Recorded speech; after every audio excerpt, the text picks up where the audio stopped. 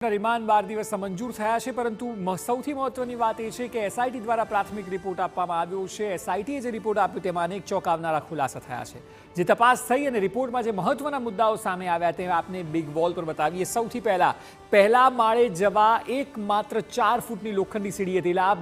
આપ વિચાર કરો કે આટલું મોટું ગેમ ઝોન, જેમાં પહેલો માળ અને ગ્રાઉન્ડ ફ્લોર 2 છે.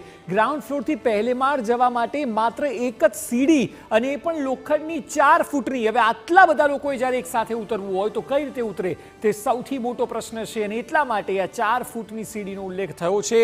દરવાજો બંધ થયો આગ બાદ જે અફરાતફરી થઈ તેમાં સીડીનો ઉપયોગ જે હતો તે અશક્ય બની ગયો છે, કારણ કે સીડી ચડવા ઉતરવામાં પણ શક્ય નથી. જ્યારે દરવાજો બંધ થઈ ગયો, લોકો એ બાજુ જઈ ન શક્યા, ત્યાંથી પણ આવી ન શક્યા, અને એકમાત્ર સીડી વિકલ્પ હતી. અને એ વિકલ્પને લીધે દરવાજો જ્યારે બંધ થઈ ગયો, એ વિકલ્પ પણ ન બચ્યો અને લોકોના મોત થયા. આપ કલ્પના કરો, 4 ફૂટની એક સીડી છે અને તેનો દરવાજો બંધ થયો, ને એને કારણે થયું એવું કે સીડીનો ઉપયોગ ન થયો. સીડીનો જ્યારે ઉપયોગ ન થયો તેને લીધે વધુ લોકોના મોત થયા તેવું એસઆઈટી રિપોર્ટમાં કહેવામાં આવ્યું છે. એટલે આ ન માત્ર એક દુર્ઘટના પરંતુ મોટું કાંડ છે. અમે શરૂઆતથી કહી રહ્યા છીએ, ફાયર હાઇડ્રન્ટ સિસ્ટમ હતી, પરંતુ તેમાં પાણીનું જોડાણ જ નહોતું. તો પછી એ સિસ્ટમનો ઉપયોગ શું, જ્યાં પાણીનું જોડાણ ન હોય, જ્યારે ઉપયોગમાં લેવાની હોય ત્યારે ઉપયોગમાં લઈ ન શકાય, તો પછી એ ગંભીર બેદરકારી છે. અને એ જ એસઆઈટી રિપોર્ટમાં કહેવામાં આવી છે.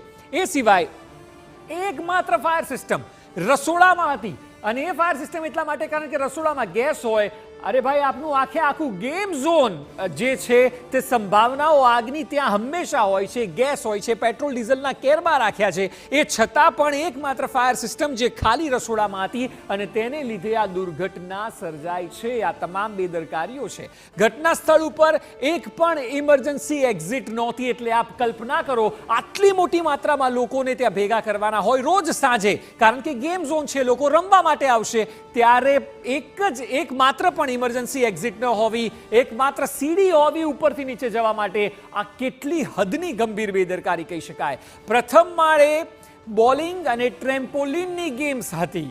જે માળ પર જવા માટે એકમાત્ર સીડી આપણે કહી રહ્યા છે, તે પ્રથમ માળે બોલિંગ અને ટ્રેમ્પોલિનની ગેમ્સ હતી. એટલે ક્યાંક ને ક્યાંક આપ જુઓ, જે બેદરકારી છે તે આ ગેમ ઝોન એ ડેથ ઝોન બનવાનો જ હતો. અને એટલા માટે અધિકારીઓ પણ એટલા જ જવાબદાર છે, જેમના રિમાન્ડ આજે મંજૂર કરાયા, કે તેઓએ પોતાની જવાબદારી ચૂકી છે. નોટિસો નથી આપી, કોઈ પણ કારણ હોઈ શકે, આર્થિક લાભ પણ હોઈ શકે, પરંતુ તેઓ પોતાની ફરજ ચૂક્યા છે. નીચેના માળે વેલ્ડિંગની કામગીરી ચાલુ હતી. આપ કલ્પના કરો, ગેમ ઝોન ચાલુ છે ને વેલ્ડિંગ થઈ રહ્યું છે. ગેમ ઝોન હકીકતમાં બંધ હોય અને વેલ્ડિંગ કર્યું હોય તો કદાચ યોગ્ય ગણી શકાય. વેલ્ડિંગ ચાલુ હતું, તેના તણખા પણ ઉડતા હોય છે, અને આ જોખમ વચ્ચે આ કામ કરવામાં આવ્યું. એટલે એસઆઈટી રિપોર્ટમાં ખૂબ જ ગંભીર બાબતો બહાર આવી છે.